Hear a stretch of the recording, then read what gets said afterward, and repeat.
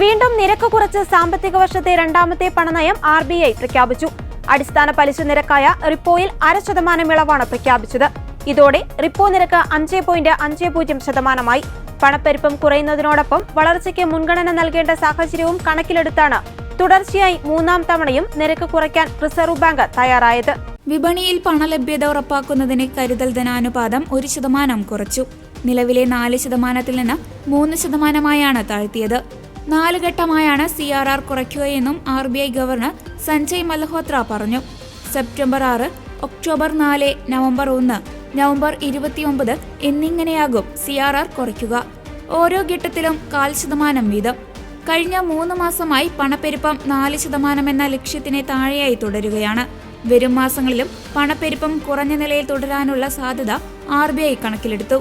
ആഗോളതലത്തിലെ ദുർബല സാഹചര്യം കൂടി കണക്കിലെടുത്താണ് തീരുമാനം. ഇതോടെ 3 തവണയായി റിപ്പോ നിരക്കിൽ 1% കുറവ് വരുത്തിയത്. നിരക്കിൽ 0.5% കുറവ് വരുത്തിയതോടെ വായ്പാ നിക്ഷേപ പലിശകളിൽ ഉടനെ കുറവുണ്ടാകും. നടപ്പ് സാമ്പത്തിക വർഷത്തെ വളർച്ചാനുമാനം 6.5% നിലനിർത്തി.